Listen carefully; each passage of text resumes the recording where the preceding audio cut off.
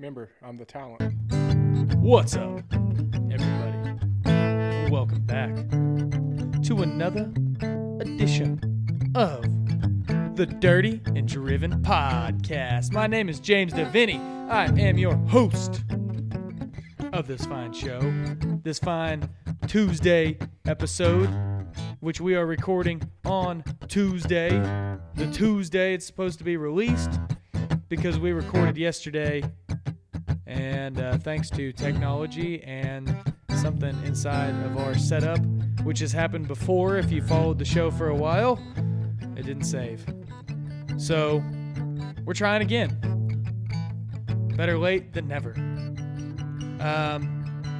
Before I introduce my fine co-host, I just want to say give us a follow at Dirty and Driven on all major social media platforms. Check us out on YouTube.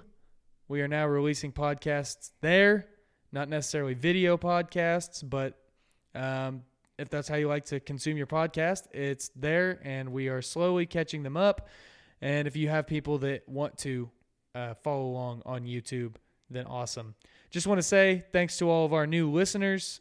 We've grown a lot in the last several weeks, several months, and I just want to say, if you're new here, we got two show types. We got the Tuesday episodes, which is what this is, even though this one will possibly be released on Wednesday because, well, shit happens. And then we have our Friday episodes. That's where we bring a guest in, talk to that guest, and just hear about their experiences in their workforce, their life, their leadership skills, whatever. We just bring in cool guests that talk about cool shit. And then the Tuesday episodes is usually just me and my boy over here talking about whatever. We try to add a little value to your life, but only as much as we can. Anyways, I'm joined today by the man, the myth, the talent, Mr. Casey D. How are you? Well, I'd be a lot better if this recorded yesterday. So to those of you that follow us on Instagram but missed the recording yesterday because it didn't get released, I just want to say on air, on our story, we came out and we determined what the quote-unquote official beer of the blue-collar people is. The king of beers. The king of beers. King of our tournament. The king of our tournament. So what the official beer of blue collar, as according to Dirty and Driven's Instagram following, Coors Banquet won. We had a fight, a hard fight, through this tournament. We put out a poll that said, in your opinion, what is the official beer of the blue collar people? And you guys came back with some great answers. 8 to be exact. And we're just going to break down this whole tournament for a minute because this is important research. Break it down for me, fellas. Break it down now. So to start out, when I put that poll out there, and again, this is what everybody voted on. I've had some butthurt people in my DMs get mad because their beer didn't make the list or because they didn't like what some people voted on or whatever. This is what users submitted. So if you didn't like it, maybe you should have voted. So first round, we had the two divisions. First division was Coors Light versus Miller Lite. Civil War. And then we had Michelob versus PBR, Michelob Ultra. We had the Coors Banquet versus Budweiser. And then we had the Twisted Tea versus Pacifico. Again, that's what y'all voted on. The only other vote I got that wasn't on this was several messages saying not Bud Light. Several messages that said fuck Bud Light. Rightfully so. Rightfully so. So this was a lot of beer's time to shine. And a lot of people were mad that Twisted Tea was on the list. But I don't think that you're going to find a single host of this podcast or co-host of this podcast that is going to doubt the Twisted Tea game. What do you think about it? Ain't nothing wrong with Twisted Tea. But my opinion, man, just the blue collar image, man. That's not a blue collar caliber in beer. Is Twisted Tea even a beer when it comes down to it? I mean, it's a malted brewed beverage. I mean, it's similar-esque. That starts getting in a gray area there. Yeah, it is. It's a gray area. Because you start putting some foo-foo sweetener in there. I mean, we're just, I mean, I hear what you're saying. I don't know if it even should have got in there. I did it based on who voted. So Well, you let that slide in. There should have been stipulations what pretty much basically said what a beer is, what constitute what a beer is, not just foo-foo, something that with some alcohol and sweetener in it. Well, it made the list this time. And did it win its first battle? It was beat out by 1 vote to Pacifico. Yeah. See, I've never even had Pacifico. Neither have I, and I was surprised that one made the list. But I had multiple people say Pacifico. And I don't really know. I mean, that's not my first choice of Mexican beer. I guess that's Mexican beer. Yeah. I mean, I don't know that I've ever had it. No, well, this is how we learn. You know? I mean, now I've got to try it, I suppose. We're a work in progress. Yeah, but I mean, it's opened my horizons. But I mean, honestly, and what a lot of people are mad about is it comes down to, a lot of people are like, well, this is a regional vote. You have more people from this region, that region. We have people from all over the country and Canada voting on this. Well, yeah, and as I mentioned yesterday on the Lost in the Ether episode, that regional or not, this needs to be like the electoral college, you know what I mean, to protect, those densely populated areas that, want to have their foo-foo twisted teas or whatever, when realistically the people in the rural areas that love the Pabst Blue Ribbon or other items should be able to get an equal right to get their beers, in the tournament. Yeah. Well, they need to vote. Yeah. Whenever I put that poll out that says, what's the official beer, blue collar, put it in there, man. Yeah, so we can't really go by the popular vote in the future. So what do we do then? How do we determine that? We have a blue collar audience, and that's what I do think regional is a good approach, to where if there is somewhat of a regional, maybe break it, west, east coast, mid north, mid south. Maybe 4 areas. Yeah. And obviously whoever, like I was mentioning yesterday, whoever got first, second, or third, or fourth place should get a free entry into our next tournament, maybe coming up the 4th of July weekend. Yeah, yeah. So, I mean, so that was kind of the framework. So, round 1, Coors Light beat Miller Lite. Pretty good whopping there. I mean, it was – Miller Lite could have made a comeback, but Coors Light just – kind of dominated there. I still think they shouldn't have been facing each other. That's brother versus brother. Yeah, first round, huh? Yeah. Civil War, Miller Coors. And then we had PBR put a mad smackdown on Michelob Ultra. Yep, and as I'm going to try to articulate this thing again, but I'm going to break it down on that skinny can, skinny me. Yeah, as I mentioned before, man, when Michelob Ultra came out, they really pressed it was a low-calorie beer. Low cal. I think it was 95 calories compared to Coors Light is like 105 or 110. I haven't looked at the label in years, but they really, really pushed that. And as I've mentioned, the blue-collar man that has sweat equity in his work, when it comes down to it, he gives 2 shits about counting calories. Right. He wants something that's good. So when you're really pushing counting calories and while you're drinking your beer, you got your pinky out in the air, that's not the type of beer that I'm going to push to a blue-collar man. Yeah, and it tastes like water. I've never got on the Michelob craze. Neither have I. I mean, if it's cold, I'll drink it. If it's free, I'll drink it. But, I mean, I don't hate it. So I can see PBR just smoking. Yeah. Well, and see, that's one thing I want to point out is like in our region, PBR is not for sale in most bars around here. You hardly see it in a liquor store. It's not for sale in any gas station that I know of.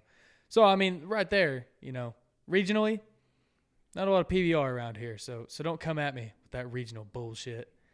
It's, but I don't know, man. PBR is like, I mean, so many country songs. Kid Rock songs. I mean, just a lot of good songs about like, PBR, just chilling at the lake kind of stuff. I mean, it definitely has that image more so, that blue collar image. And I like PBR. Yeah, I don't think you're going to have some badass country singer or rocker or whatever having a Michelob Ultra and clanking cans or bottles with their buddies with Michelob Ultra Right. in the videos. Yeah. So, one time whenever I was underaged, I was in college. I think I was 18. I had some PBR. I don't remember how I got on that PBR kick. I think it was because I'd heard, a song or something. Somebody I liked was drinking. I was like, oh yeah, dude, that's like blue collar image, manly man beer, that kind of stuff. So I think that's why I got it. And I drank it at my parents' house, and they were not cool with the whole underage drinking thing. Well, they found the cans in the trash can. And my mom goes, I don't know whether to get more mad at you about the fact that, you're drinking beer in my house when you shouldn't be, or the fact that it's PBR. She was pissed because I was drinking cheap beer. Oh, man, yeah. It was funny. So, yeah, PBR beat Michelob Ultra pretty good. But I would have been curious to see that result a couple months ago before the whole Anheuser-Busch thing. I think it would have been closer because I know a lot of people that drink. I mean, I see a lot more people, dudes even, drinking Michelob Ultra than I do PBR. But again, regionally. So Michelob Ultra may not be very popular in other places where people are voting. Yeah, but if I'm putting up a poster for a badass working man image. Oh, 100% agree. Yeah. Yeah. PBR all the way. Yeah. Yeah, 100%. Coors Banquet landslide sweep over Budweiser. Ooh, that's the old tongue twister. That is a tongue twister. Over Budweiser. I mean, absolute murder there. It wasn't even close. And that's interesting. I mean, I'm tickled that they won, but that's interesting that it was a landslide. Yeah, and again, I think that people are just pissed off at Anheuser-Busch. I think, again, that's another one that I would be real curious to see that vote a couple months ago. I think it would have been a lot closer. Yeah. Because I know a lot more people that at least drank Budweiser than they did Yellow Bellies. But they might have switched to the Yellow Bellies because they don't like, they're mad at Budweiser. Or some would say the Yellow Jackets, as I was told online that people call them. What do you call them? Banquets, Yellow Bellies. I mean, that's what I was Yellow texting you today was Yellow Bellies. Yeah. And, yeah, they're good. Yeah, I like the term Yellow Belly. Some people say Yellow Jackets where they're from. Then we had the Twisted Tea Pacifico. Pacifico snuck by 1 vote. So that was interesting too. Again, I don't know a lot of people that drink Pacifico, so that was – don't come at me with your regional stuff. But then Coors Light beat PBR. It was close. But Coors Light ended up winning pretty good in the end. Coors Banquet. On their side of the bracket. On their side of the bracket, yeah. Coors Banquet beat Pacifico pretty good, and understandably so. I mean, if you're sitting down and you're really drinking, I mean, you're not tipping back 15 Mexican beers. I mean, you might have a couple. Maybe if you're having like legit pork rinds, I mean fresh skin rinds that's fried off of the pig with some limon or whatever squeezed on that. Throwing back them SA beers, the little Vatos Locos. Chicharrones. Yeah, chicharrones, whatever it is. Yeah. That's good stuff, man. Have you ever had fresh pork rinds? Define fresh.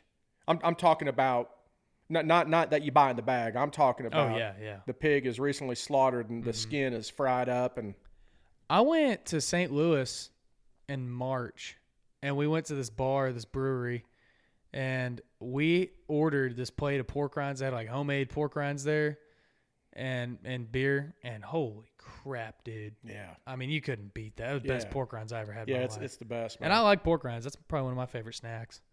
Yeah, I've been to a couple Hispanic or Mexican cantinas, man, where they've had the old legit fresh. Really? Oh, dude. Yeah, man. Like in Mexico or? No, it's actually locally, but it was owned by, Mexicans and here?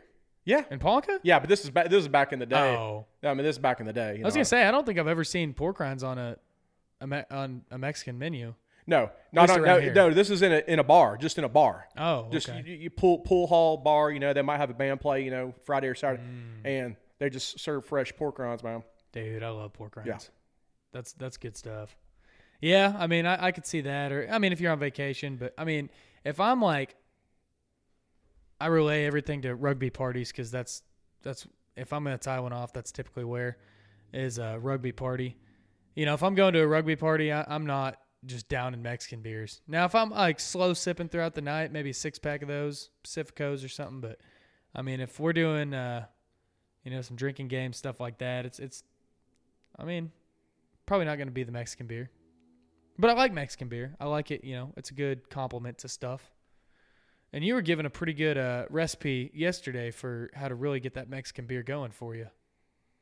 Yeah, I'd heard the previous guy you had on the podcast. Who was that? Colton Colton? McCormack? Yeah, great dude, man. That was Certified Wrench podcast? Yeah, that was the previous Friday's podcast, and Yeah.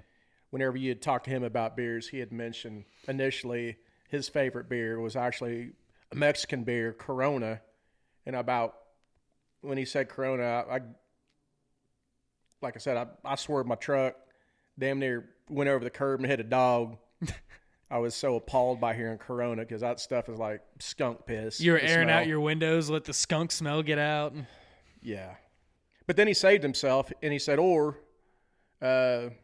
Tecate or Dos Equis, which, dude, Dos Equis green it's the best tasting. That's And good Mexican beer right there. especially with one of them frosted mugs, freshly frosted, where they put the old lime on top and then the salt, and then you pour that in there and it's kind of frothing at the top. Those are the best. But what I mentioned was, here's a little recipe that's good. You can do this with any beer, but it's really great with Mexican beers. Take your favorite one, which mine's Dos Equis green. Take that bottle, take you a swig out of it, probably a good ounce or so. It leaves an ounce of space on top.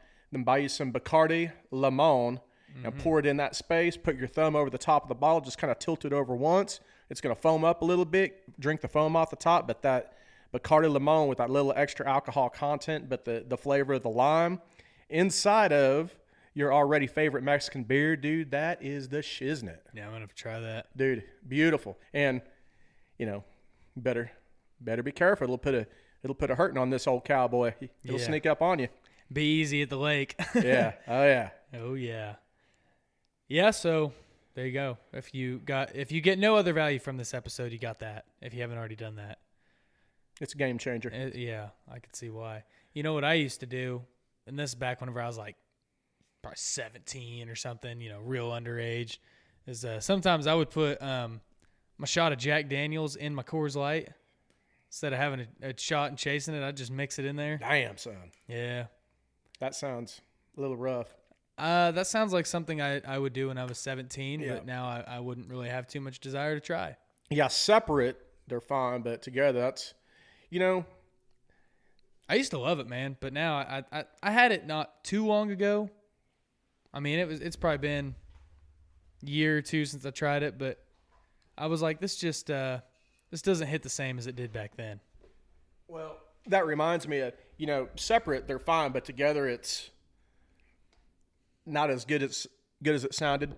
Back in the day, back when I was in high school, used to put two things together, and no matter what, they'd taste, you know, it'd be good. So just like peanut butter and jelly, you mix them together, and they're great. Well, another one of my favorite things was milk and orange juice, dude. Because I mean, I could drink a 32-ounce glass of milk. I bet that's not bad. Or orange juice, right? So one day I was like, dude, I love both of these things. So I did a half and half orange juice and milk. Bad? Oh, dude, it's horrible. It was horrible, dude. And So it didn't taste like orange dreamsicle or something? No, dude. It Oh. is the nastiest. So don't make that mistake. Don't try it. You'll waste 75 cents or something if you do that. Not in today's prices. So now we're in the finals. Coors Light against the Banquet. Yeah, Coors Light versus Banquet finals, baby. So I was all I needed was one more person to vote, but the 24-hour story poll expired. Oh, and see, okay, before you get any farther,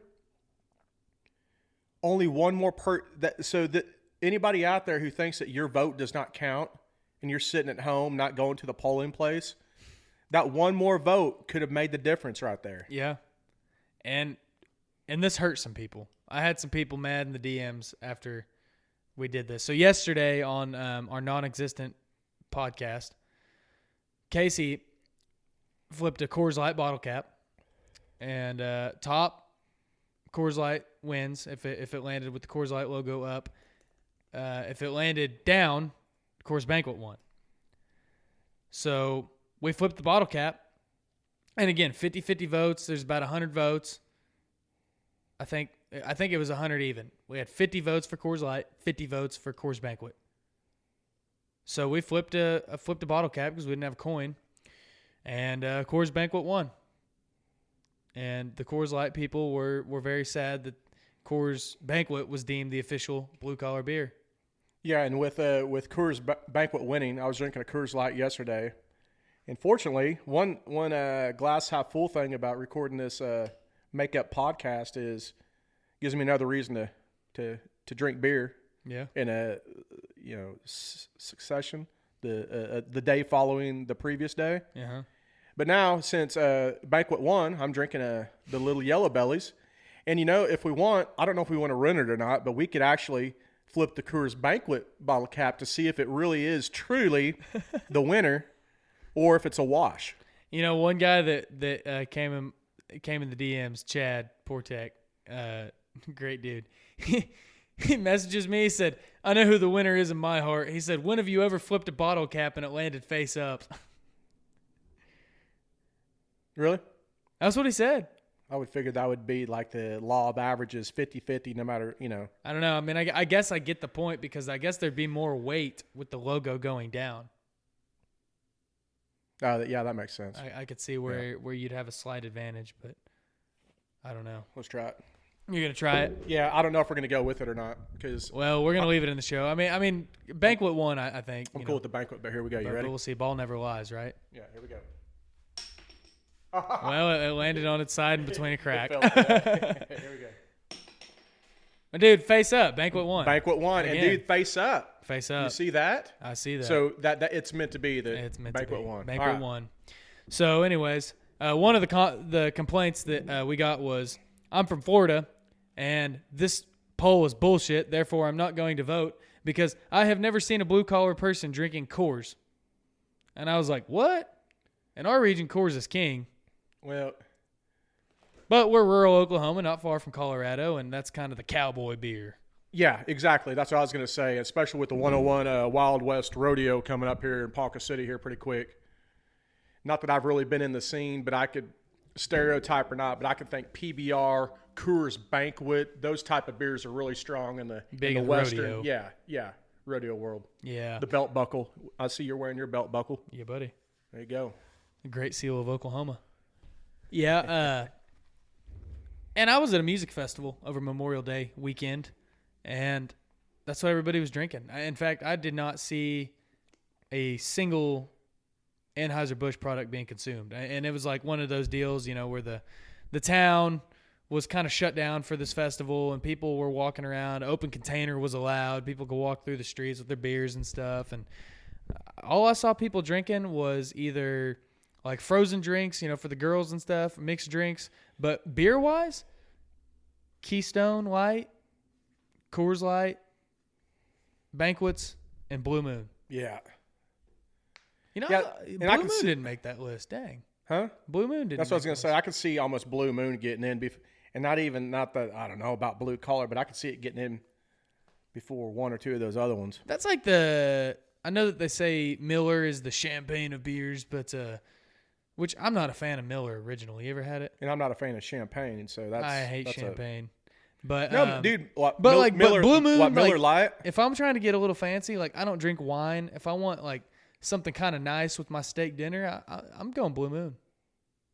Yeah, but you have to be sure you carry your garnishments and your little orange with you, so you can put the slice of orange on top of it. Yeah, it's not the same without the orange. This was weird. I went to a bar a few weeks ago in Stillwater. It was a brewery, and I was sampling a few of their beers. I couldn't really find something that I was really digging. And they're like, "What do you usually drink?" I said, "Guinness or Blue Moon is kind of my two favorites." And he goes, well, here's kind of our spinoff of Guinness, and it was absolutely horrendous. And then he said, here's kind of our spinoff of Blue Moon. And I said, yeah, it's not bad. It wasn't as good as Blue Moon, but I said, yeah, I think with an orange that'd be okay. He goes, yeah, we don't have oranges. It's like, the fuck you mean you don't have oranges? He goes, well, we have to have a separate license or whatever if we have fresh fruit. I was like, what? So, got to have the orange. Yeah, I don't know. I don't know how big a difference the orange or squeezing that little orange juice on top of it makes it, but to me, they've got their little niche. Yeah, but I like Blue Moon. I mean, if like I said, that's kind of the quote unquote fancy beer I like to drink. But the lime definitely in beer. Obviously, the Hispanic beers. Yeah, it is really good, and salt. Yeah. Especially, and then if you want to like do the old bypass both of them, you get the lime salt. Yeah, I've never really done the lime salt thing. Yeah, my old man had, like I said, he's done everything. He's drank hot ass beer that's been in his cooler with no ice. It's sat in the back of the truck for 2 or 3 weeks and steaming. Skunking. But he used to have the old celery salt and the lime salt in those little deals, and he would shake that all around the top rim of his beer can. You know. Oh yeah. Be sure he got his salt in the system. Nice. But yeah, that was the results. Yeah, and I mentioned, we keep referring to yesterday, but I mentioned also that I really think, I know it's another Miller Coors product, but Keystone Light should have been in there. Faux show. Yeah, and I think next time, instead of opening it up, we're just gonna have to come up with it based off of what we think. Because and I know a lot of guys, and I don't know if they still do, but they're big on the Bushwagon. You know, they drink Bush Light or they drink Keystone Light. Yeah, and I can see it. And so I mentioned before, I keep saying as I mentioned or like yesterday, but when, I don't know if you're pinching pennies, but when every dollar counts, and if you do throw back quite a few to wind down from a hard day's work or whatever, when if you're a daily 6-packer at least, just chilling at the house, winding down, that stuff adds up. And when it adds up, maybe you start looking financially how to save a few pennies. Yeah. And when you start looking at that, that's where things like Keystone Light and some of those cheaper financially, I'm not saying cheap beers. I don't know how much it costs to make compared to Coors Light. Well, I mean, it's quite a bit cheaper if you buy it. But financially wise, on the pocketbook, and something that is super similar to maybe a more perceived high-end beer. Mm-hmm.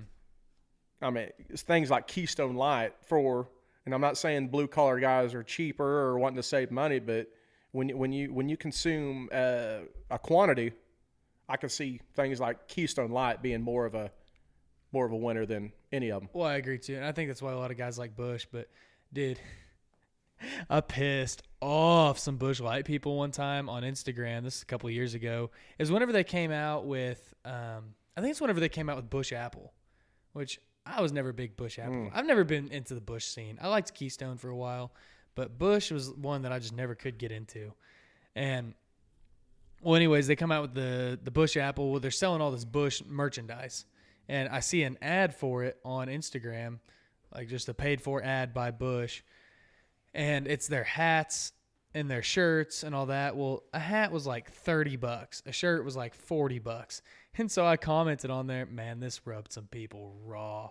I commented, I said, I don't think anybody who's drinking Bush Light can afford a $30 hat. We're in your audience or something like that. Just some smart ass remark about how expensive the hat was.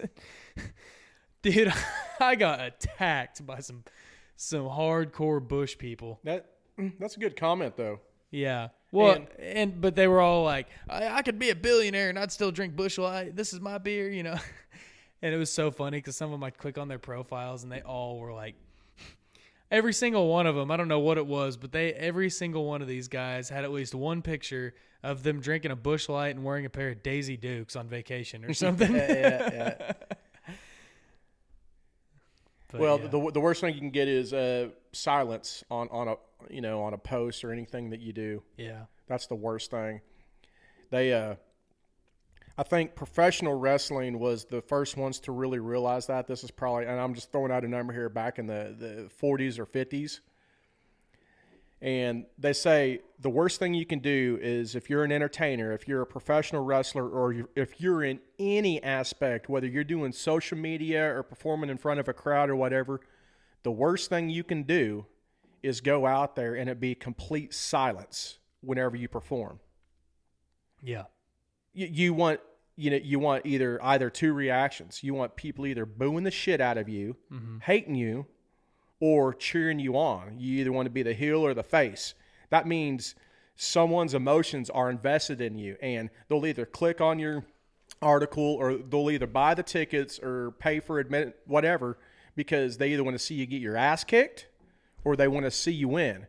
But the worst thing you can do is make a post like you did, not that I'm saying post, or write an article or whatever and get zero feedback, zero people engaged in what you're doing. Right. Yeah, I mean, that's true, because if that means people are ignoring you or it's just a terrible piece of content. But, I mean, obviously all these guys, we're busting each other's balls in the comments section. It's funny, I think that everybody gets that, like, yeah, Busch Light's the cheap beer, but, all these guys are like, this is my beer, And when things get stagnant, mix it up. And a perfect example of that is when Hulk Hogan, this is back in WWF days, maybe right at the end of WWF. It used to be WWF before WWE. Right. You know why? World Wrestling Federation or whatever? Yeah, but do you know why they changed it? Not entirely, no. Well, they went by WWF forever. Well, just so happened, I think a place in Australia or somewhere already had the copyright or whatever to WWF as the World Wildlife Foundation. No, I ain't shitting you. And they threatened to sue. It's either change your name or we're going to go after you. So then they changed it from World Wrestling Federation to World Wrestling Entertainment to WWE. Wow. But during this time, Hulk Hogan, was, hey, brother, you need to do your push-ups and eat your vitamins, brother. American, yeah. Well, he got to where his shtick got just a little stagnant. Mm-hmm. So what's the best thing to do? Because he was the baby face. He was what everybody loved, right? Yeah. What was the best thing that he did? He did a heel turn. He turned into the heel and became, he joined with the NWO, the New World Order. Oh, yeah, for life. And when he turned heel, everybody that knew him as being just the great, Mr. America, do your push-ups, brother, he really played the crowd on just being an asshole, and he would just go to town just talking crap on, oh, it's good to be here in Ponca City. And everybody's like, yeah, I'll tell you what, I've never seen a place with I've seen more teeth, there's one tooth. I'm counting up all the teeth in the auditorium. Now I can count up all the teeth on one hand, He turns the crowd, just pissing off, booing him and stuff, and he was getting the reaction because his shtick was getting stale. Yeah. Yeah, that reaction always gets people too. Dude, I love it. I eat it up whenever the heels come out there and they just talk shit on the town. Mm-hmm. And there's people like, yeah, fuck you. Yeah, fuck you. I'm just like laughing. Yeah, but everybody's laughing too, Yeah, man. I mean, there's people that are genuine, but like I love live comedy. I stand up.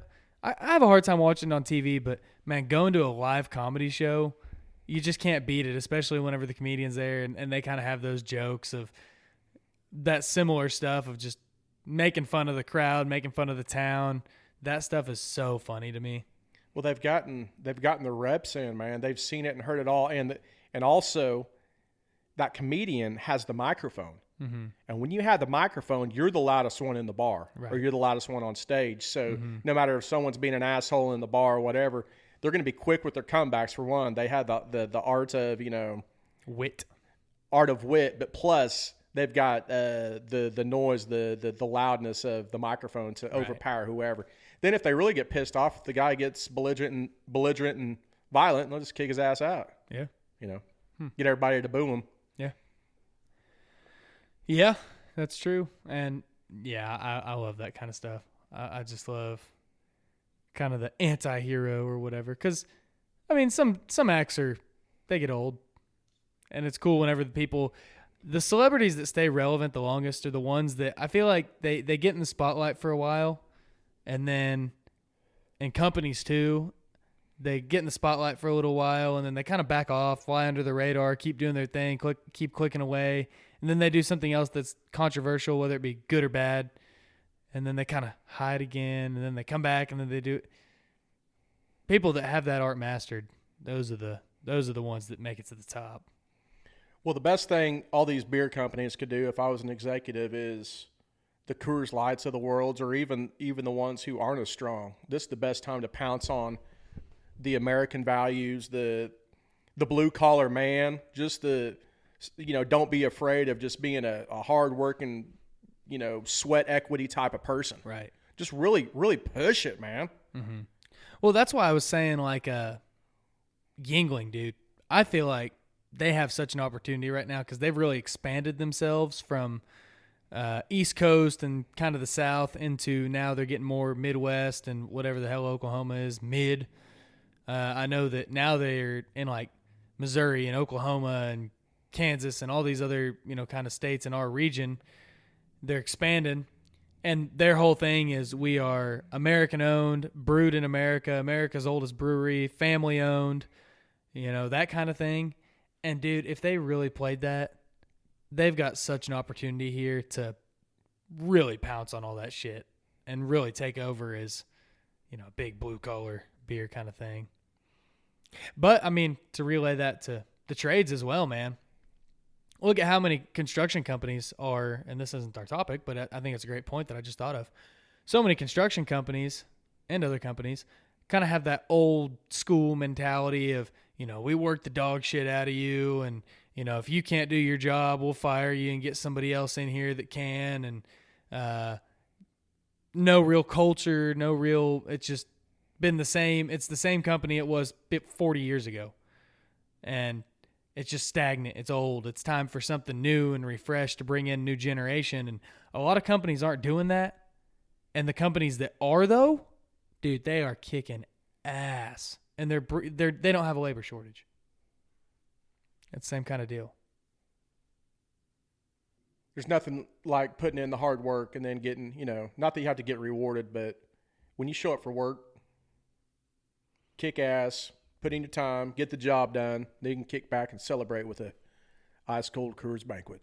Ice-cold Coors Banquet, the official beer of the blue-collar man, according to Dirty and Driven Instagram poll Memorial Day 2023. So I looked up Coors Banquet, and I can't really articulate the Wikipedia, which who knows if Wikipedia is the truth. That's kind of like saying that Snopes is the truth.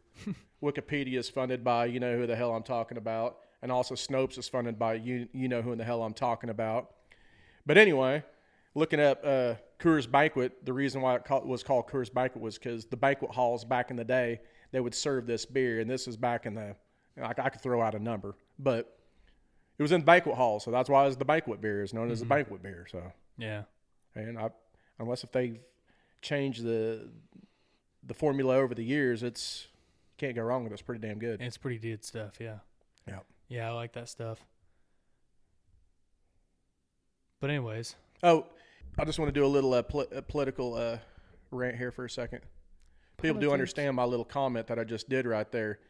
Any information you get out there, no matter where it's from, it could be left, right, in the middle, or whatever, you need to realize, and I know we have a lot of smart listeners out there. Yeah. But you need to realize no matter what information you get, it's usually not unbiased. Mm-hmm. When it comes down to it, you always hear the term follow the money. Mm-hmm. Well, why is somebody saying that, the moon landing was faked? Or why is somebody saying the moon landing's real? Well, whenever you're reading that article or whoever's fact checking you, well, Snopes said that the moon landing was fake. Well, who or was real? Well, who funded that? Well, it's funded by, George Soros. And always follow the money and see whoever the writers are and who they're getting funded by. Then you can trace and see which way that they're leaning on getting their propaganda out there. That's all I had. That was my rant. That was a quick little rant. Well, also, look at the Bud Light thing. Look at Disney World. Look at Target. Look at who funds all those people, man. And Andy Frisella did a great breakdown on this. There's three major, basically, shareholders of those companies, each and every one of them. We've talked about them a lot on the show. I'm not going to go into the specifics of all that he said. Great video. Look it up. But the reason that your Bud Lights, everybody says they're so fucking stupid. They're so dumb. They don't know their audience. They do. But what happened is these shareholders, these investment people, whatever, they said, you're going to push this narrative out or we're going to pull our funding. Yeah, they're the ones. And now you can't run your business. So you follow the money. Rock in a hard place. Yeah, follow the money. Yep. And it's one of those deals of, yeah, we're bankrolling you right now, or, you're building all these buildings, or you're doing this, you're doing that, because most companies are in serious debt. Yep. And so their debtors say, we're either going to pull all your funding and you're going to have to pay us back tomorrow, or you put a trans person on a Bud Light can. Yep. And it's just what people do. They get compromised, man. Money is it's crazy, man, how money just rules the world. It does. Here, I'm going to give you a little scenario. I want to show you just how strong money is. You want to hear it? Yeah. You might not like this, and our listeners might not like it either. But I heard this one time, and this has stuck with me ever since. Well, money doesn't bring you happiness, or there's not enough money in the world. All right, I'm going to give you a little scenario here. Okay, you ready? Yeah.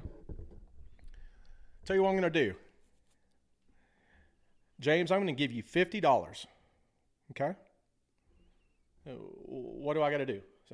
What do I got to do? All right, yeah, we're doing a little role playing here. Okay, all I want you to do is... should I put on a maid outfit? No, hold on a sec.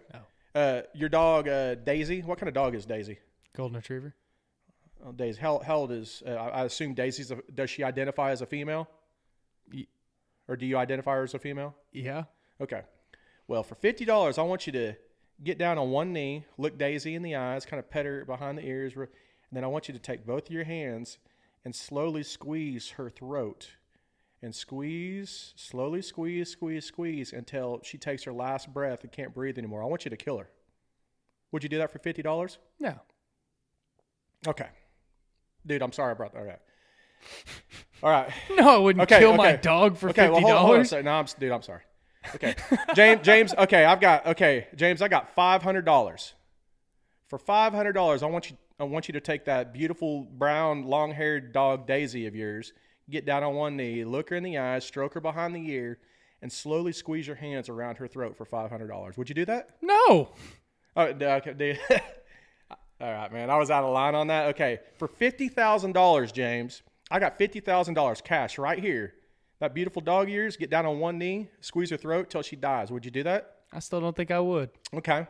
$500,000. James, you know how far that'd get you all this podcasting equipment. It'll get you set up, get your house paid for, maybe put some money in the bank, invest a little bit, maybe watch that compounding interest start growing over the years, just to slowly squeeze your dog's throat to kill your dog. Would you do it for $500,000? I still don't think I would. Okay, but you're a little scared. I was a little apprehensive on that. I just don't think I would, man. Okay, $5 million. $5 million to get down and just stroke her one last time behind the ears and squeeze her and choke her out. No. $5 million. No. I wouldn't. $5 million. I wouldn't, dude. Here's why. Hey, you don't have to save face for the listeners out there. No, dude, here's why. Hey, and whenever the recordings are with, you can tell the truth when the recordings are with. Dude, I'm going to tell you, and here's why. All right. Because I don't operate. Personally, I don't operate. You're a man of value. Come on, let's hear it. Core values, man. Oh, yeah. Here, let's hear it. Look, dude, when you have these. Now, look, there's people out there. Hold on. Before you go on around, I won't tell anybody. It'll be our little secret. The coroner or whatever, that doesn't even have to get involved. Okay? I won't tell anybody. I don't think a coroner would get involved for a dog. Oh, you know what I mean. Yeah. You know what I mean. The autopsy. Michael Bodden or whatever he is. But no, dude, I mean, I operate on values, okay? And I have to look at these things and I say, will I do this? No. Now, if it was a stray dog, I'd consider. But, I mean, Daisy, that's like, you know how attached you get to a freaking pet, man. I mean, that's the best dog I ever had. $5 million, dude. I wouldn't do it. That's a lot of zeros. I wouldn't. Tax-free. I wouldn't. Damn. Because ultimately, I know that comes back to bite you in the ass. When you do things that are dirty, when you do things that are... The Bible says it repeatedly in Proverbs that the man who gets rich quick, or the man who schemes his way through money, will be punished severely. So if I looked at that in all my good graces and choked my dog to death, the dog that I love, the dog that is like one of my biggest sources of happiness in my life, that would not be worth the money, because I know that it would make me depressed and it would slowly kill me. And I would say, yeah, this isn't worth the money. Yeah, I could buy another freaking golden retriever for it. Yeah, whatever. But I don't know. That bond is just there. I mean, that'd be like asking me to kill my little brother for $5 million, and I wouldn't do it. Okay. I ain't going to give you this. I was going to make you choose between Daisy and your little brother. All right. Well, I mean, obviously. I don't know. So which one? Which one's going to put up more of a fight? Yeah. Honestly, probably Daisy. She'll mule kick you. Yeah. Yeah. Well, that was a wild. I heard just a little. But I mean, there's plenty of people that would. There's plenty of people that would probably do that, and I know some of them. I mean, especially like some old farm hands I have. They don't get emotionally attached to animals. You can't, and they're not even emotionally attached to their old dogs or whatever. And it's. I mean, I saw a farmer one time. His dog kept tearing stuff up, and he's like, "I'm gonna take her out back and I'm gonna shoot her." I think he ended up. I talked him out of it and said, dude, just put her up for adoption. Like, don't. I mean, it was a good dog. It was a lab. She was a good dog. She was just, a puppy that tore stuff up. And he was going to go kill her. And I was like, dude, just give her to somebody who wants her. And that's what he did. But yeah, that taking your animal out back and shooting it or whatever, man. I've had a few animals in my years. And whenever a few of my past dogs have gotten to that age where it was time to, it was time that, it was time.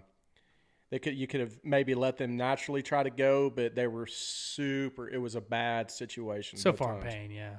And I thought, I'll just get a little deuce, little 22, but then afraid the 22 won't do the job. And I'll just tell you, then I was like, dude, I can't do that. I cannot do that, dude. I just can't. It's tough. And now you can't, man. So, yeah, it's tough. Now, where you really should have gone with that story, Casey, was I'm going to lend you $50 no catch. I'm going to lend you $500 no catch. I'm going to lend you $5 million no catch. Okay. And then it's, hey, James, I need that $5 million back. Oh, man, I got all that money tied up in real estate. I got all that tied up in, yeah, but this contract you signed says I can call that note at any time. I know we had a handshake deal. I know we had that, but it's time to pay the piper. You owe me that $5 million. I want it by next week. Well, dude, I can't. I'll sue you for everything you have, your business, your employees, your assets, your house, everything. But you go out back and you strangle that dog to death. Pay off that debt. We can just keep going business as usual, and that is where your values get challenged. Oh, so you found a scenario then to where you would do that instead of trying to pay me back. Well, I mean, that's a scenario where it's like, see? Fuck. Yeah, so you are. That's what Bud Light. I mean, that's what you do. It's, dude, our people are blue collar, badass people. Well, that's a nice. Do you want to keep selling beer? Do you want to keep selling beer? Do you want to keep doing that? Or do you want us to own your company?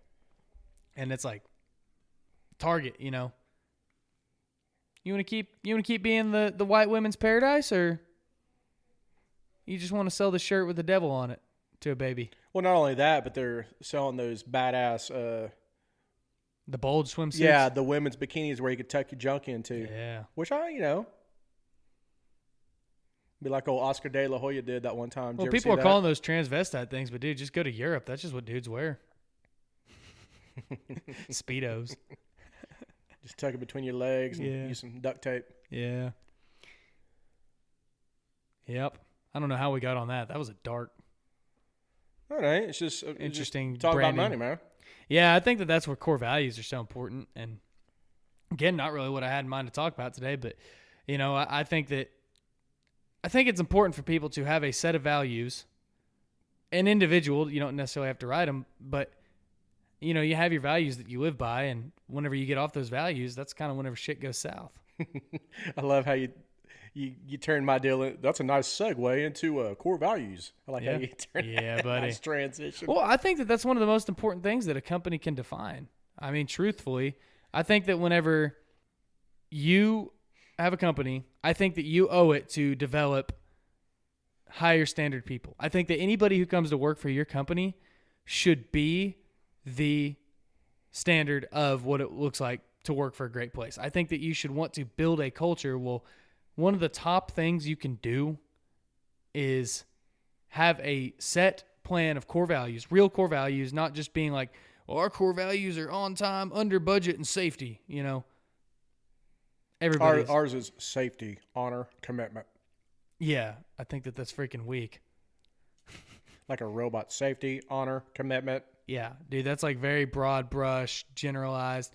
But I mean, like some real stuff that's like, I mean, some people's is like, be a friend, keep it simple, develop leaders, you know, stuff like that, of basically just invest in people. I think that whenever you have those and you define those and you lay them out to your employees and to everybody who works in your organization, and you start at an early age, an early time in your business, you know, Bud Light started as a little dinky brewery somewhere, St. Louis, and then grew into a multinational billion-dollar company.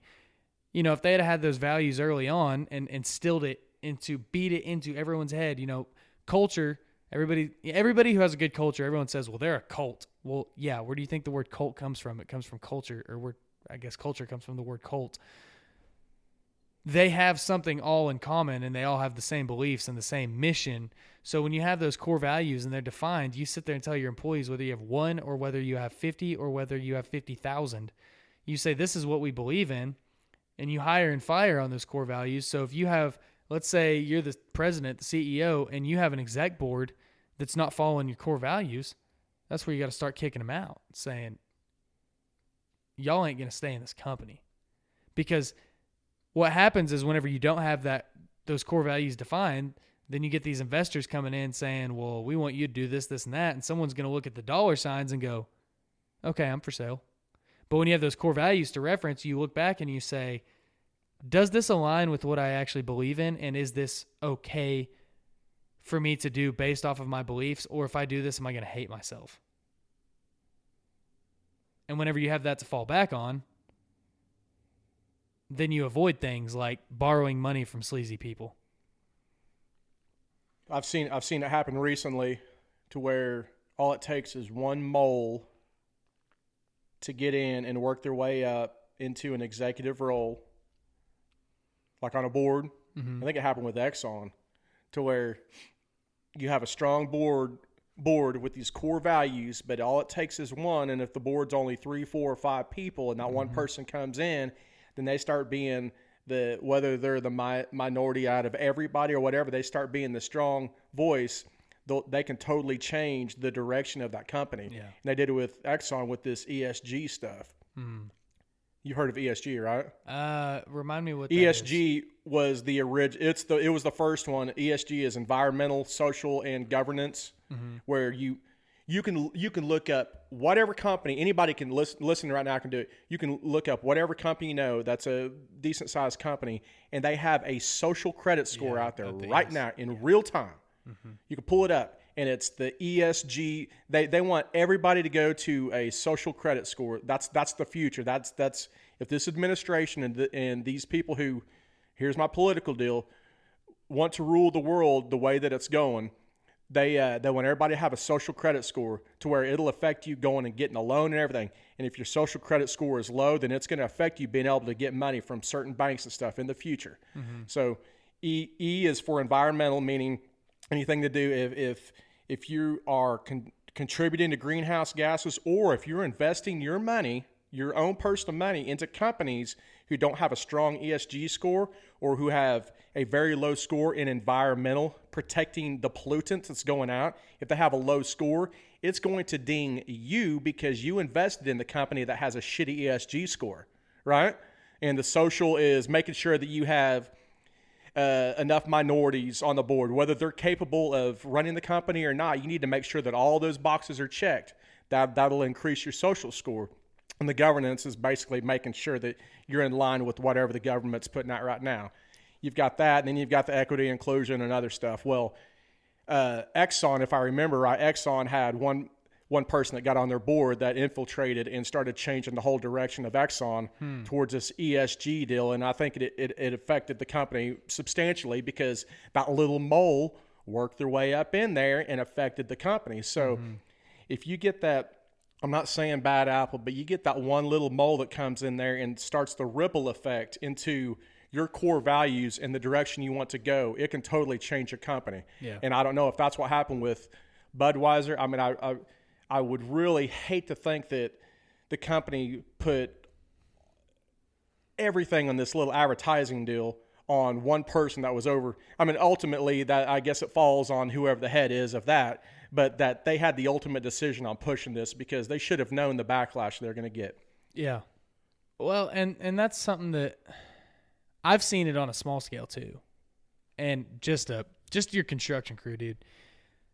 When you have bad apples on a crew, I mean, I'm not even talking big size proportion like you are with a major, one of the biggest companies in the world type thing. I'm talking 15-man crew. You get one or two bad apples on that crew, especially some that are, maybe a little higher up, operators or foreman types. You get a couple bad apples in there, you are going to lose a lot of your crew because they don't want to work with those people. They don't want to be around them, and especially whenever they're mean or they just don't align with your core values. If you have core values, then your good employees aren't going to want to stick around because the bad ones will run them off. Yeah, and if you don't have management strong enough to address the situation, hopefully the management isn't blind to the situation, and hopefully if they are privy to what's going on, that they will address it.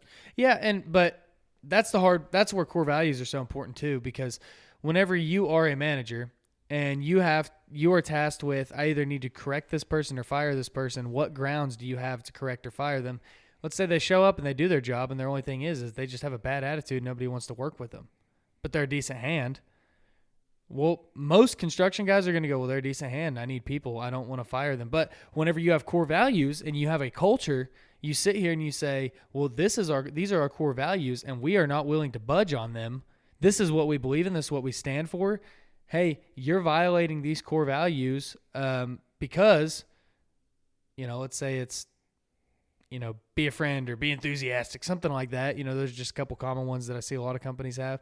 But these people are just jerks and they're just rude and nobody wants to work with them because they're just constantly degrading everybody. And your good hands are quitting because of them. You go to them and you say, hey, you are not a fun person to work with. And you need to work on your attitude. Otherwise, you're going to leave because you're running people off. You give them a chance. And sometimes that conversation will turn somebody around 360. I've seen it happen. But sometimes they keep that up and then you fire them. Well, guess what? Now all your good hands have room to breathe again because they don't hate coming into work because they don't have to deal with the freaking class bully type thing. Yeah, what's tough nowadays, though, is, and it's not bad, but you can't just fire somebody. You have to have either a history of strikes where they've screwed the system. You can't fire them for not legit reasons, man. Well, and there's people that know how to play the system to bend all the rules to play the game to where you can't. Come on, fire me, dude. Yeah, well, and that's the beautiful thing about a culture too. Is one, I think that whenever you have a culture and most people are like-minded and have the same goal, they weed that person out to where that person wants to quit. Also, I think that whenever you have those, again, that's grounds. You say, hey, this isn't working out between us, and you have those conversations. You try to coach them, but ultimately, and especially in Oklahoma, most states are like this too, you can fire somebody without having a legit reason. Yeah, I don't know about that. You can. I mean, it's literally, you can. Yeah, I don't know. I can fire somebody for any reason. I think it's tough where I'm at. Well, I mean, it's tough because there's company rules and policy, but most companies aren't going to just come up and fire you. It's tough where I'm at because trust me, I've heard, and it has to go through HR, through ethics, through legal. I mean, just can somebody because they're an asshole one day or whatever. You have to start building a file. Yeah. There has to be coaching opportunities. There has to be what's it called? Like personal improvement. It's called personal improvement plans. Well, that's what I'm talking about. But what I'm getting at is you just can't fire there. I'm dumb to this, but there's laws to protect the unjust firing of somebody without, just cause. Well, and I mean, you work for big multinational billion-dollar companies, so they have their own in-house rules, right? So they have the rules of, like, you can't go into the guy working that does the same job as you and say you're fired. And your manager can't just walk in and say you're fired. He's got to go through the channels, big company, politics, whatever. But what I'm saying is, most of your average size companies that have either a manager or the owner operator, they can fire someone for no reason. They legally can fire somebody for no reason. Now, can that person file for unemployment, stuff like that? Sure. But I'm not saying you just fire somebody because they're violating your core values one day or they were an asshole. I'm saying, everybody's an asshole sometimes. Some people are assholes a lot of times, but they're still good. I'm an equal opportunity asshole. I don't discriminate. Yeah. I'm an asshole to everybody. What I'm getting at is you should have these things that you believe in, that you stand for. And if people violate those things, you say, this is what I stand for. And you set that standard from day one in the employment process. You tell them the day that they come to interview, this is the standard I'm going to hold you to. And if you fall short, we're going to help you. We're going to coach you. We're going to try and get you through it. But if you cannot hold up to this standard, then we're going to have to let you go. Yeah, you want to give people, an opportunity. As I said, we're all flawed, maybe I need a little coaching, might make mistakes, and hopefully they can turn it around. Hopefully they understand that how important, that opportunity is.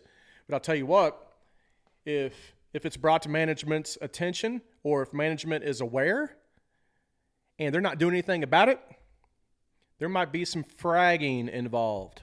Well, and that's where, again, core values come into play. You know what fragging is? Cahoots. Fragging is a term that I don't know if it was first coined during the Vietnam War. I've never been in the military, but during the Vietnam War, if their platoon leader or whatever, the guy that was leading the group, was being an asshole and not leading the guys right, not listening to him, they would frag their leader. He'd accidentally step on a grenade or not step on a grenade. They'd throw a grenade at him, accidentally shoot him in the back of the leg. They'd get rid of that guy, and then they'd start running the show because leadership was a piece of shit. So I'm not saying that fragging's going to happen in the work environment, but if you are, we're all leaders from top to bottom. We're all leaders. But if you are one of those upper echelon, top-tiered person, and you're not leading by example, your guys might turn on you, man. It might not be a pretty day. Well, and that's true. And again, if you have a shitty leader, you have a shitty foreman, you have a shitty superintendent. Like I was talking about a guy on one show that he kept, like, behind their backs, he'd be calling his people, fucking morons, Yeah. We got a bunch of fucking morons that work here. Well, guess what, dude? Leadership is top down, okay? It comes from the top and it works its way down, and that's where it starts with you. If you're a business owner, then you have your managers, your foremans, your superintendents, your people running the show that you have to keep an eye on and make sure, hey, are they upholding their side of what we believe in? Are they upholding the core values? Are they following the mission? And if not, you have to figure out how to motivate them. Now, let's say you're not the business owner. Let's say you're a mid-level manager, because a lot of the middle-level managers are where a lot of companies have their issues because they did just enough to get promoted, or they had just enough seniority to get promoted, especially in big companies, and they do just enough to not get fired or just enough to not get demoted. They're not hard-working killers. They're just doing the bare minimum to keep their six-figure check and their cushy job. And those are the people that you have to really watch and you have to really motivate, because they went from being, let's say you take a guy that's a laborer. When you're a laborer, it's, yeah, dude, I'll work 60, 70, 80 hours. I don't care. I want that big check. I'm, 20 years old and absolutely, making more money than I ever have. This is kick-ass. Awesome. Let's keep going. I want to make as much. I want to get ahead in life. And then you get a little older, and then now maybe you get promoted and you do this. Now it's your salary, and it's, well, I'm good at 40, 50 hours a week. I don't want to work, let's close her down early today. You have to watch that guy. Now, for some people, that's the best move in the world, is making that move from hourly to salary. That's a different conversation. But you still have to watch that guy. Now he's in that mid-level management position. Maybe he's even a superintendent, a project manager, somebody who has some liberty and doesn't have people breathing down his neck all the time and doesn't have to be told step by step what to do. But you have to watch that guy and make sure he's upholding the standard, because if he's not and his standards are slipping, the people below him's standards are going to start slipping. And you can usually follow it. You look at the bottom and go up. It's like, okay, these guys aren't motivated. They're doing a shitty job. They leave their job sites a mess. They don't clean out the cabs of their equipment or their trucks. Let's follow up. Okay, who's their direct leader? Okay, this is their foreman. Well, this is how he's acting. Why is he acting like that? Well, who's his boss? Okay, and then you keep following up to, all right, here's the sticking point. Here's the top guy of the slobbiness. And it might go all the way up to the president. And that's where the president has to say, okay, I need to make some adjustments. But then you follow it back down. And you say, all right, here's what we're going to do for you. And then you teach that leader. You hold him to your values. And you say, you have to uphold these values. Otherwise, we're going to get somebody else to run the show, because you're not fit to run it if you can't uphold the standards of this company. And then that all flows back downhill. Your subordinates, I don't know if that's a good term or not, but your subordinates are a direct reflection of you. I agree. And if they're doing shitty or whatever, you need to do a better job of leading. Yeah. I've had at a company that one of the guys that was above me, if we're looking at high or low, man, this guy, talking about a leader, not that you needed to, run through a brick wall or whatever, but he was the type of leader, and he still is, man. He's a stud. The good ones never last. They usually move, they get transferred or whatever. But anytime you would bring up anything or whatever, you wanted to perform well for him. I mean, it was one of those deals you wanted to do good for him. Not only was it your job anyway, to be a high achiever, high performer, but you wanted to do well for him. And anytime you would bring up an idea or a thought, he would never shoot it down. He would be like, Casey, that's a great idea, man. Have you done any more? Well, I've done a little bit of research. Dude, if you want my help, man, shoot me an email or whatever. I got some contact if you want me to help, dude. But yeah, dude, let's pursue that. And dude, I would do it all because, man, it just, my ideas were at least getting pacified to where I had a little motivation to do something. Right. I had a different leader that took his spot because the good ones always seemed to move on. This one that was in his same position, each time I would bring up an idea or whatever, he'd be like, no, we've already thought about that. Well, what about, dude, now management has already talked about that, and it ain't going to happen. Well, what would happen? 2 or 3 months later, that same idea that was a very unique idea that I came up with would get pushed on through, and that supposed leader of mine was the one running with it, man. Yeah. So you have two types of leaders out there. You have one that you're super motivated for that would really push you to, because you would not want to let down. Then you have other assholes that would just shit on your idea. Yeah. Yeah, and that's true. And I think it's important to at least ponder it. Now, and I've had employees come in and say, well, hey, here's this idea I had. And sometimes it's, not a bad idea, but, hey, here's why we can't do that. And sometimes it is that, but sometimes it's a good idea. Let's ponder the thought. So, but yeah, I mean, again, that comes down to your standards. Is that guy upholding the standards? If he is that leader that's, well, here's why we can't do that, is he actually being a leader? No. He's not being a good leader. And douche. Yeah, he's being a douche. And that's where the people above him have to really watch and say, are you really upholding the standards of this company? But the companies have to have standards laid out. And if you don't have that, then your guys are going to run wild and you never have anything to reference. Run amok. You got a little ditty you want to play? Well, we need to, I know we're wrapping up on time, so we can do an outro about what yesterday was, and then do a little ditty. So, and we're running over time already. But yesterday, we went on a very long, our whole topic yesterday and what it was going to be today before we got into core values was just the whole premise of Memorial Day. Okay. And I will make it quick. I will just give you a quick run through of what we wanted to say. But Memorial Day, we had a great weekend. I had a great weekend. It was awesome. A lot of people did. A lot of people had a 3-day weekend. A lot of people travel. A lot of people went to the lake. A lot of people drank. A lot of people had barbecues. Awesome. I'm happy for you that you did that. But do not forget the reason we have Memorial Day. That reason is for the men and women who have fought overseas for our freedom and did not make it back alive. Okay, Memorial Day is for those who signed up for the military and they signed a contract that said, I will do anything for this country. I will give anything to this country up to and including my own life. And they did. A lot of men, I don't know how many men, have died in war, in combat, for our freedom. That means men have died for you.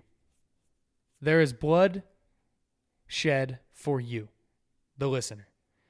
Now, if a man came in today with a gun, right now while we're recording, in case he jumped in the way and took a bullet and I lived, I would wake up every single day and say, a man died so I can live. I need to do my absolute best today to honor his sacrifice for me because I should not still be here. But somebody was brave enough to spare themselves for me. And that is the same mentality that we must have every single day as Americans, to wake up and say, how can I be a good American and a good producing citizen of this country? You have to wake up every single day and make that decision. Now, Memorial Day is one day. Memorial Day is a federal holiday, the last Monday of every single May.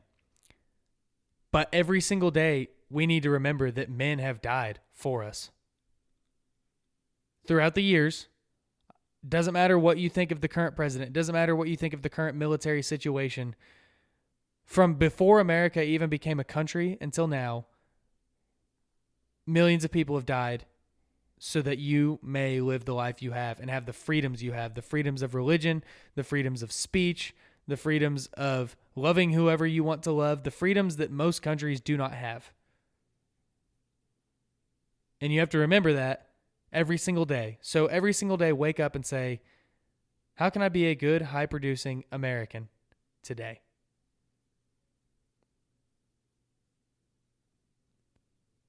That was well said. Thank you. Well said. So Casey's got a little ditty. So with that being said, yesterday I came unprepared, and today I came unprepared. But on my way here, yesterday during Memorial Day, I'd passed Oddfellows Cemetery. I think that's what it's called. Yeah. And I noticed all the American flags all in line, and I noticed a family out there setting some flags at the headstone. Got me a little emotional yesterday. And when I get a little emotional, I start, especially when things are quiet, you kind of start pondering. And my old man was a big military guy, so were my grandparents. They were more men or women than I have ever been to not only sign the line, whether it was either by draft or just by choice. But with that being said, mad props to all those who have given their lives. And I thought one of the best songs that was ever done that is good on Memorial Day is a song by a guy who was famous for a mullet. He was the one that first came out with the mullet and was popular and wearing the tight, skinny jeans, shaking his ass. His name was Billy Ray Cyrus. Billy Ray had a daughter named Miley Cyrus, Mrs. Hannah Montana. Mm-hmm. And he kind of got pigeonholed because he was a don't tell my home, my achy breaky home. But then right after that, he came out with 2 or 3 or 4 hits after that. There were great songs. So he redeemed himself. He didn't pigeonhole himself with the achy breaky heart. But one of the songs he came out with was Some Gave All for, basically some gave all, their lives for our country. So anyway, I didn't bring my guitar. I came unprepared, but I do have GarageBand here, and I'm going to try to attempt this thing again. I think I know how to play it a little better with my finger picking. Well, they didn't hear your first run through, so Yeah. or your second or your third or your fourth. So yeah, we're going to find out here because we're going to do he's it playing again. this on his iPhone GarageBand guitar. Here we go. So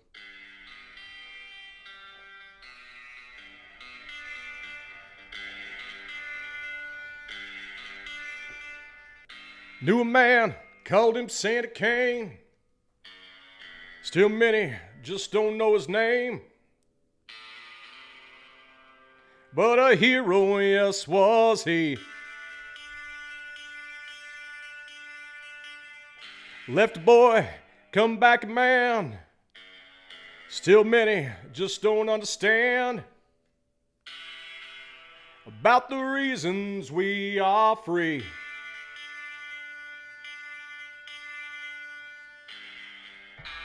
Can't forget the look in his eyes, or the tears he cried as he said these words to me. All gave some, and some gave all. Some stood through for the red, white, and blue, and some had to fall.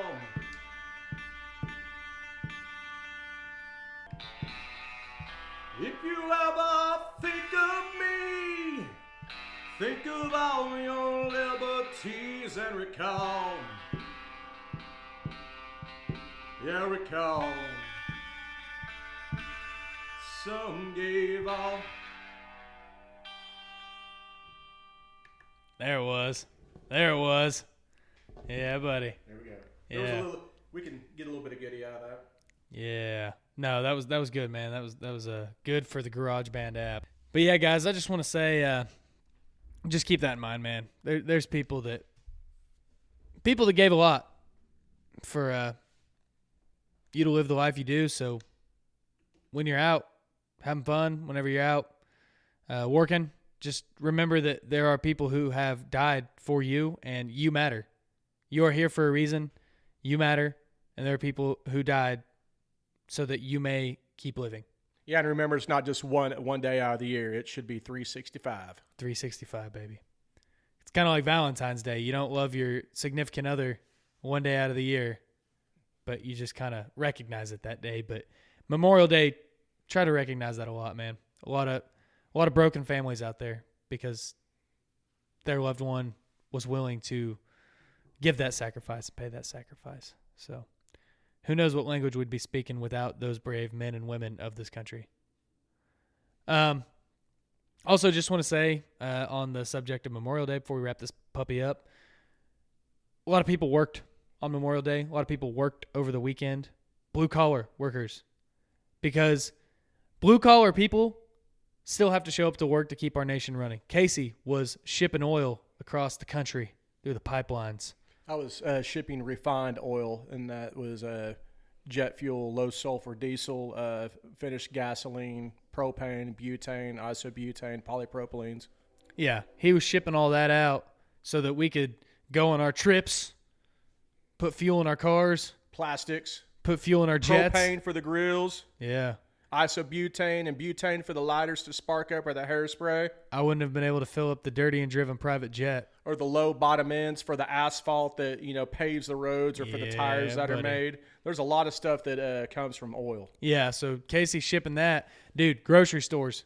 I didn't see a grocery store that was closed on Memorial Day. Gas stations.